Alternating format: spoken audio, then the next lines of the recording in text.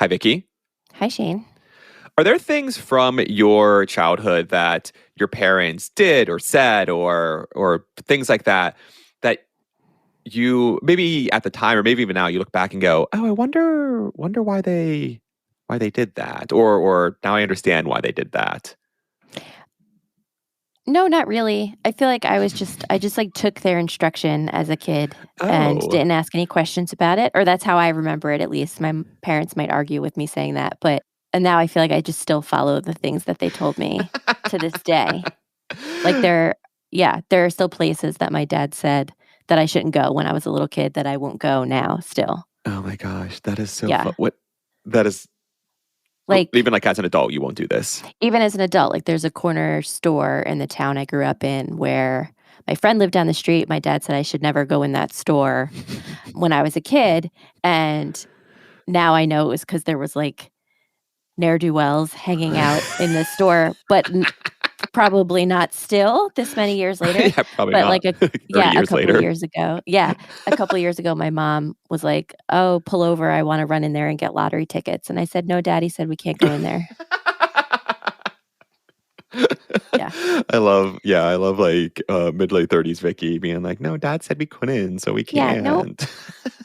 I it's not a don't good place. I don't know. Yeah, I've been actually thinking about this for a little bit. I've been kind of staring at this prompt and I am realizing that there are things that specifically my dad did when I was younger where I thought, Uh-huh. what just like why are we doing this, which I do now, and like really small Uh-huh. things. My dad was an electrician for many years, and so obviously very handy but also really big into the conservation of energy.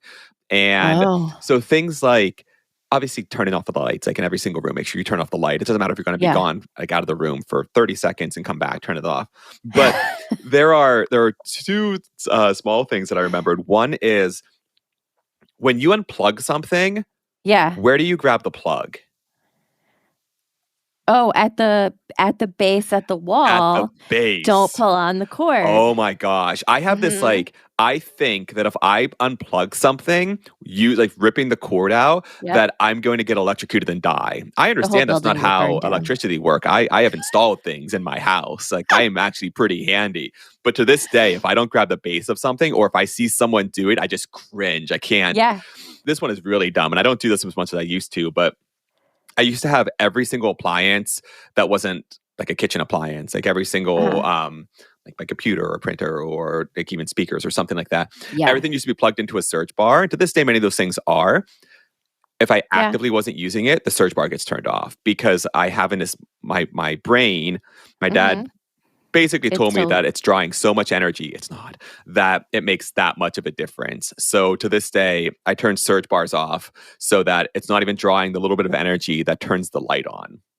yeah, well, you're saving the planet in that tiny way. Science is fascinating, but don't just take my word for it. Join us as we hear stories from scientists for everyone. I'm Shane Hanlon, And I'm Vicky Thompson. and this is Third Pod from the Sun. So I prompted me to think like our parents, or I guess essentially just realize that we are our parents. Yeah, I know. Yeah. Not just to lament the slow, inevitable passage of time. Wow, this is uplifting.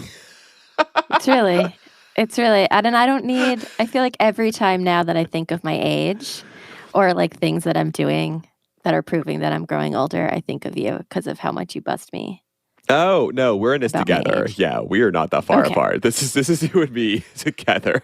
Uh, I actually this time it wasn't even me because I really enjoy when I'm not actually the one who creates some of these prompts. We get them from one of our producers, and in this case, especially when the producer is a former colleague of ours. So let me bring in Jace Steiner. Hi, Jace. Hello. So, Jace, can you help connect our prompt this week to science in general? Sure. I spoke to Angel Hsu. She researches data-driven approaches to understanding environmental sustainability to show policymakers where they can best direct their efforts in responding to a city's rising temperatures. Wow. All right. So, and let's say, what would it be? An interdisciplinarian of environmental data, science, and policy. That's a mouthful, but it's also like really, that's tough stuff. Yeah, Angel's fighting the good fight. She's particularly focused on comparing disparate heat stress burdens of major global and national cities. So like, where's it super hot? Who's experiencing all that heat? And how can a city respond to it? Oh, I can't wait to hear more. That sounds really important. I'm Angel Hsu. I'm an assistant professor of public policy and the environment at the University of North Carolina at Chapel Hill. I also directed and found a research group called the Data-Driven EnviroLab. And we're an interdisciplinary research group, and we seek to innovate quantitative approaches to solving critical environmental challenges such as air quality, urbanization, and climate change. A major component of my work seeks to understand the intersection between urbanization and climate change, both how cities are impacted by it and how they contribute to it, but also how they may hold potential solutions to solving the climate crisis. Before I decided to do a PhD, I was working at a leading environment and climate change think tank called the World Resources Institute. And I was focused on developing greenhouse gas accounting and reporting programs in developing countries, Mexico, Brazil. I did a lot of work in China, India, the Philippines. And at the time, these countries were not being asked to reduce their greenhouse gas emissions. This job was really left to developed countries, to industrialized areas. But since you can't manage what you don't measure, and you can't manage well what you don't measure well, these countries recognized that they needed to get a head start in the face of eventual climate change regulation. And so it was in this work that I started to realize the importance of data to underpin sound climate and environmental policy decisions. So that's how I found myself in this nexus between science and policy, because I think it's so critical for us to have people that can translate between the two, who can understand the science, who can get the data and the numbers, but then also leverage it in a way that policymakers and people can really understand. Because at the end of the day, to make changes on climate change, it comes down to policies and people.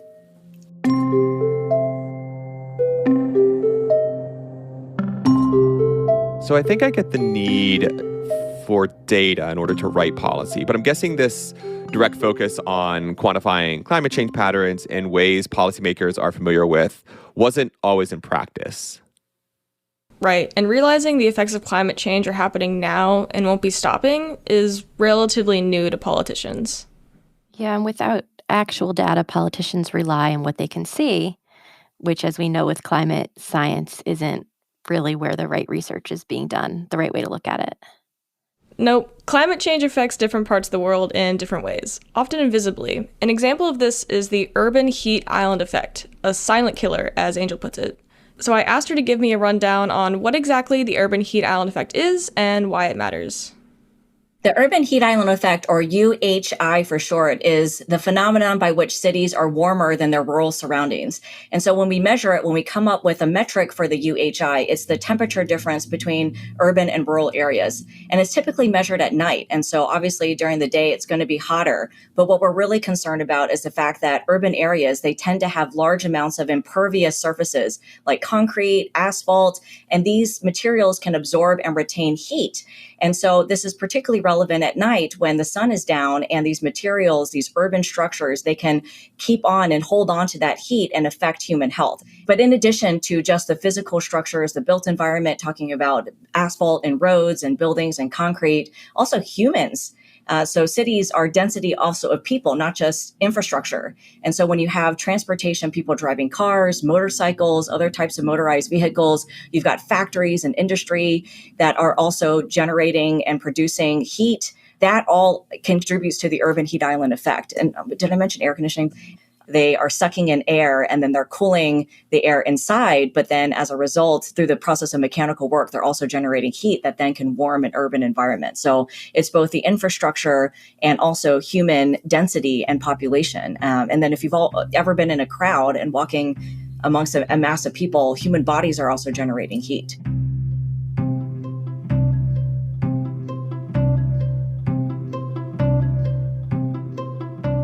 It takes a lot of air conditioners to cool down a whole city of people. I mean, in my 4-person apartment alone, we have 4 air conditioner units, one for each of our rooms.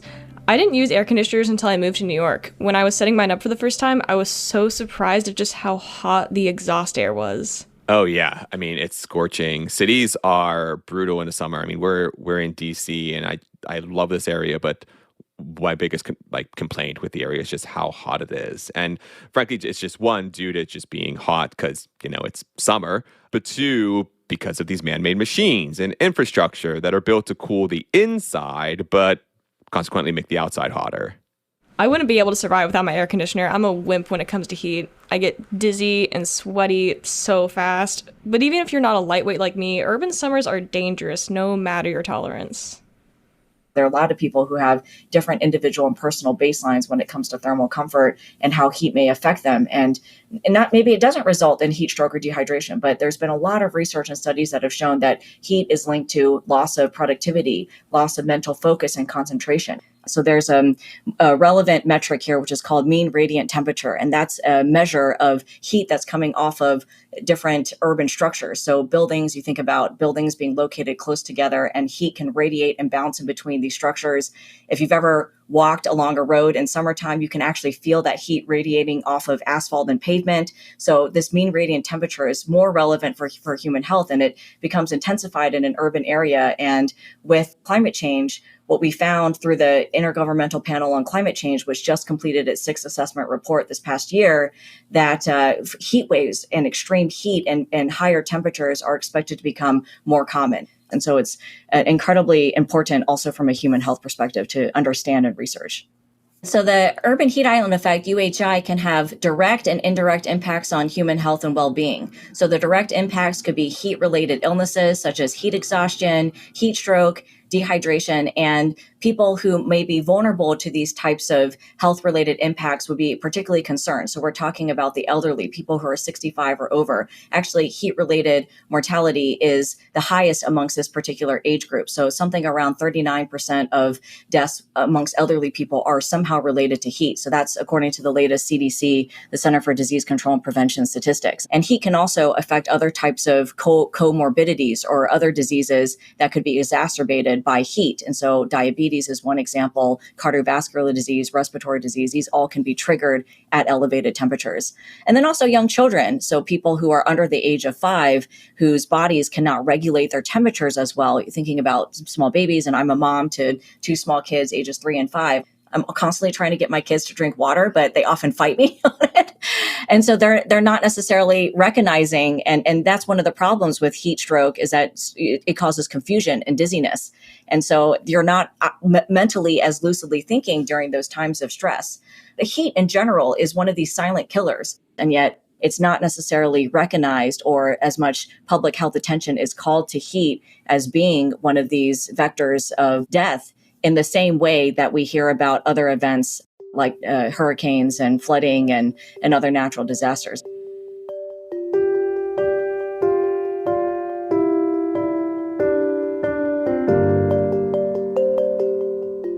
I have a particular anecdote I bring up when discussing urban heat. I went to Pompeii with my mom a few summers ago, and of course we went on a 90-something degree day with no clouds, no wind, blistering.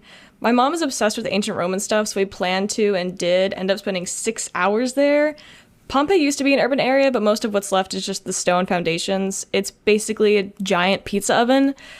I was good to the start, but after hours of walking and forgetting to hydrate, I was incoherent. I couldn't form full sentences and was barely able to put one foot in front of the other. My mom thought I was just being like a quiet and moody teenager. I wasn't able to tell her how I was feeling because I honestly couldn't put 2 and 2 together that I was on the brink of a heat stroke. It wasn't until we got back to our hotel room and I collapsed on the couch that we realized how serious it was. Oh my gosh. Wow. That's, I mean, you're here, but like that's so, Yeah. so ultimately okay. I was fine. Yeah, no, that's no, it's wild. We recently actually just discussed in an episode, like, had we ever passed out or anything? And I came real close at a baseball game once. Similar thing. So yeah, it's nothing to mess around with. No, for sure. And like I was able to get back into air conditioning, nap it off, and I was fine. But not everyone has that respite, and this kind of heat is what they experience at home, not just abroad as a tourist.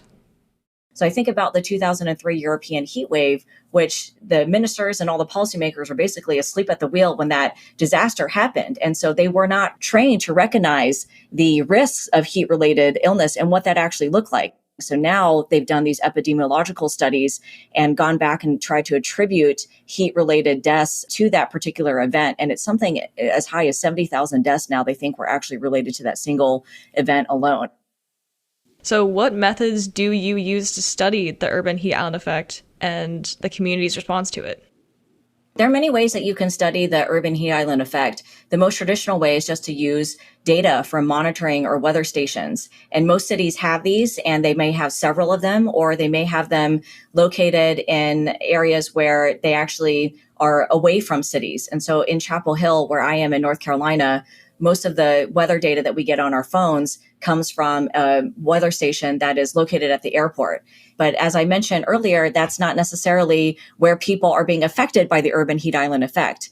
And if people are living in a dense urban area, if they're downtown, if they're in a neighborhood, they could be several hundred meters or yards or even miles away from the closest weather station. And so if they check their phones, it doesn't necessarily mean that the readings that they're getting from weather.com or from their app are necessarily coming from where they're living. And so it's been difficult to try to really understand what the impact is of the urban heat island effect of higher temperatures to individuals and individual health because of the sparsity of these monitoring stations located maybe next to or adjacent to an urban area. And so one of the approaches that we've been employing has been to use satellite remote sensing. So the good news is that satellites have on board these sensors that can collect all types of environmental data. And so that's heat coming from different surfaces, from trees, from water, from paved surfaces. And because satellites are constantly orbiting the planet, some of them are even overpassing the same point once a day. And so you can get daily measurements then of surface temperature.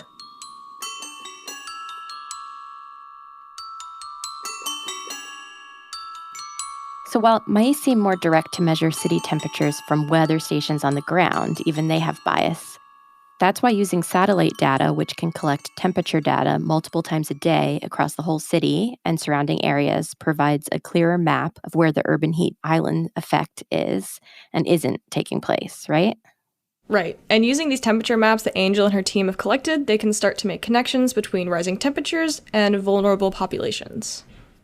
So then you can start to get a sense of variation across a city of where temperatures might be higher, where it might be lower. And so that's been a huge innovation in allowing us to then be able to understand within a city how heat, land surface temperature might vary across an area. So by land cover, looking at temperatures above parks, water bodies, grasslands, and then also different paved surfaces, concrete sidewalks, and then also black asphalt pavement, and then also buildings. It's been incredibly powerful for us to be able to evaluate these variations across land surfaces, but also across populations. So we know by household and by census tract where people live, what their demographics is, what's their income, what's their age, what's their race and ethnicity. And then combining that with the satellite remote sensing data, then we can start to really look at patterns and trends and who's being exposed where and to what extent. Using the satellite remote sensing data, then we can start to answer some of those questions of, is it unequal for people living in different parts of a city? I mean, I think that's one question that we certainly as a scientist want to interrogate. I mean, I think anecdotally, we hear some of these stories about racist historic policies like redlining, where you had minority communities that were relegated into some parts of cities that were considered hazardous or declining. And that prevented them from accessing loans that would have allowed them to move into better areas of cities that are more shaded, have access to better urban amenities that perhaps are less dense, that have higher levels of tree cover that would all make them cooler. So Jeremy Hoffman at University, I think he's at the Virginia Museum. He has done a lot of the early research using primarily weather station data, air temperature data that's measured and looking at patterns. And that's certainly what he saw in redline cities, that there seems to be patterns of people in these declining or these more hazardous areas are exposed to higher temperatures. But then the larger question is, okay, well, is this just something that's happening in redline in cities that were redlined, or is this something that's wider and systemic? And so using the satellite remote sensing data, then we can start to ask those kinds of questions. And so that's exactly what my research group did for all 497 urbanized areas in the US. Because we have that data, then we can start to look at these patterns. And so what we found is that the problem is actually more systemic, and it goes beyond just cities that were redlined. And so we published a paper in Nature Communications in 2021 that just looked at the 175 cities in the US with a population over 250,000. But we do have a Google Earth Engine app where you can look at data for all 497 urbanized areas. We just thought from a policy and communication perspective, it might be easier to just talk about major cities that people might be familiar with rather than smaller cities and towns across America. But the results were really surprising. What we found is that in 97% of these cities, people of color were being exposed to higher levels of urban heat and temperatures than their white counterparts. And then if you looked at income, we also found similar patterns. In 94% of cities across America, we found that people living below poverty were exposed to higher levels of urban heat than wealthier counterparts. And so to me, that seems to suggest that this issue is more systemic. There have been policies and practices that are still going on today that are leading to these disproportionate exposures to urban heat. And we're also finding these patterns to be similar across cities globally as well. So this isn't just a uniquely American problem, but in Europe, in cities like Copenhagen, which is often touted as being this paragon of environmental sustainability in the bicycle kingdom, they are also burdening poor populations, poor neighborhoods within the city with higher levels of urban heat. And so we just updated the data. So if you go to the website, or I'm happy to share this because you might want, if you're doing anything on the web, then you can also include one of these maps. But it's also quite surprising. So nearly half, so actually more than half, 119 out of 280 cities that we have this metric for are disproportionately burdening lower income cities and citizens with higher levels of urban heat. And in cities where we're not seeing this type of exposure for poorer populations, it's in cities that are in developing countries where a lot of the populations within cities are actually wealthier than their rural counterparts.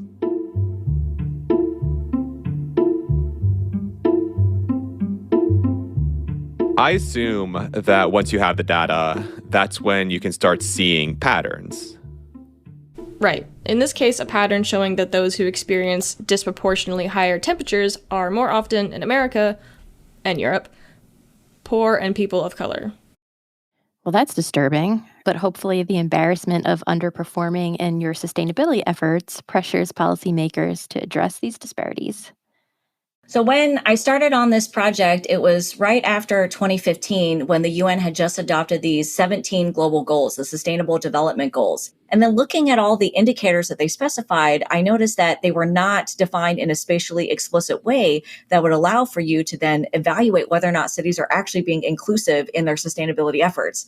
So then I thought, well, there's a huge opportunity given this big data revolution and just so much satellite remote sensing data that's coming online every single day. Why are we not using that in a policy context to measure the Sustainable Development Goals?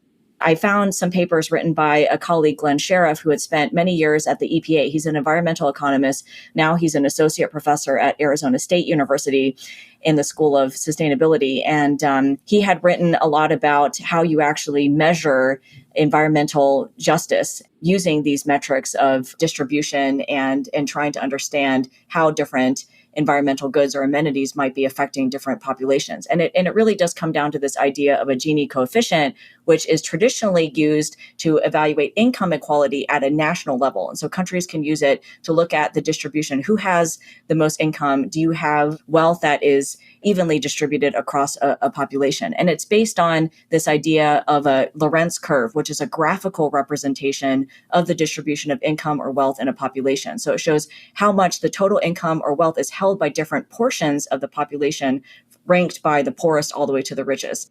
Basically, if you think about, if you have on one axis the different proportions of the population, and then you have on the y-axis the distribution of income, if it was equally distributed, you would have a 45-degree line intersecting or bisecting these two axes.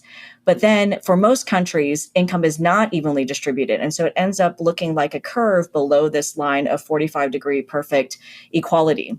And then the Gini coefficient then is just dividing the area between this Lorentz curve and this diagonal line of perfect equality. So that's mathematically how you then calculate it. And so what we did working with Glenn was to think about, well, can we adapt this type of methodology to evaluate not the distribution of income, but the distribution of environmental harms and benefits across an urban area? So it's using the exact same idea. So if you had air pollution, so if we think about particulate matter, if that's distributed amongst every segment of the population, each neighborhood equally, we'd expect then for it to plot this 45 degree of perfect equality.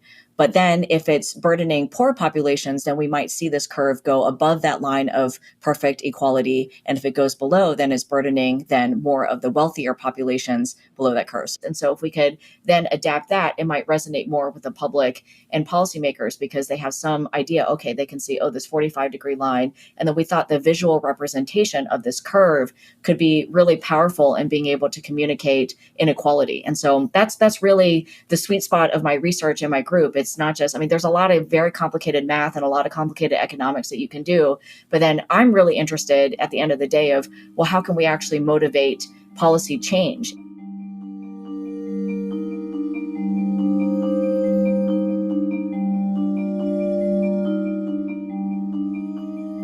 Have you seen a difference in how different governments across the world respond to this information and how they use it to change their policy?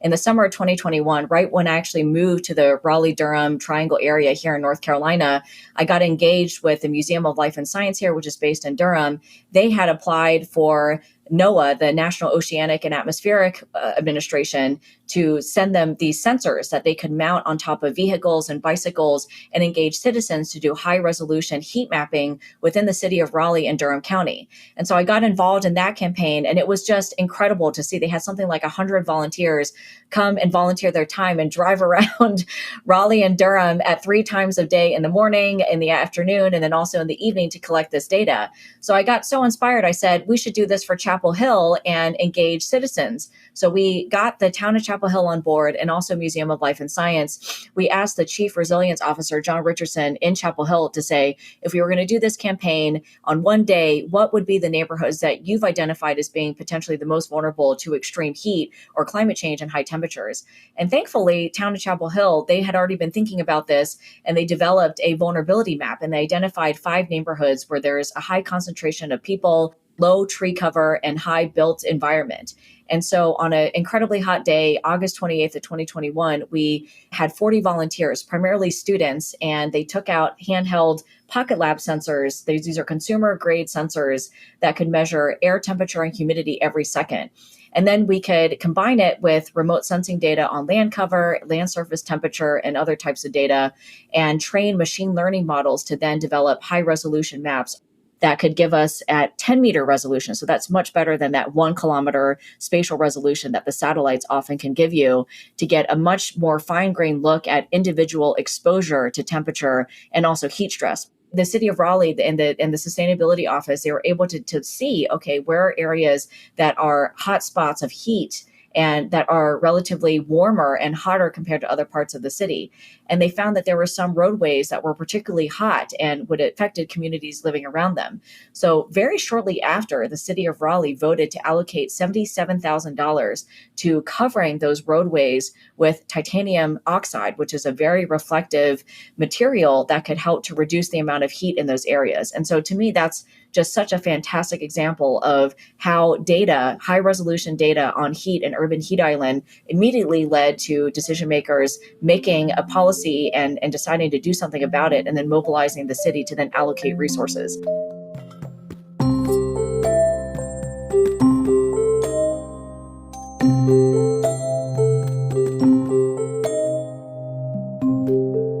That part about citizen science is pretty cool.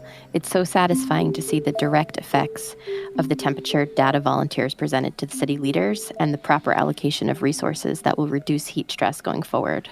Yeah, sometimes data collection is just as simple as asking a neighbor to bike around town with a thermometer. Okay, maybe not always quite that simple. Yeah, I mean, that sounds great. I bike around everywhere, so I definitely love doing that. But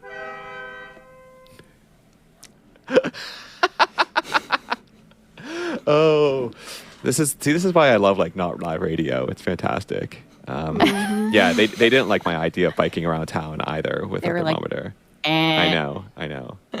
But seriously, there was definitely a lot of coordination involved, not just in Raleigh, but for Angel and her team to create these comprehensive heat and demographic maps. Definitely. And I just want to plug, because sometimes it can be tricky to visualize this data, these graphs, like a Lorentz curve, the Gini coefficient. It can be hard to do that. So if you go to our website, in the description for this episode, I've included a couple links that take you to Angel's website, like her team's, where they've uploaded some links and a couple images by their visualization team of their data and their graphs and their maps and all that good stuff. So definitely recommend checking that out. I love a good plug. And I think with that is all from Third Pod from the Sun. Big thank you to Angel for sitting down with us and sharing her incredible work. This episode was produced by Jace, with audio engineering from Collin Warren and artwork also by Jace. Thanks for doing double duty this week. And be sure to head over to the Carry the Two podcast next week for more from Angel on the math and stats front. We'd love to hear your thoughts on the podcast, so please rate and review us, and you can find new episodes on your favorite podcasting app or at thirdpodfromthesun.com. Thanks all, and we'll see you next week.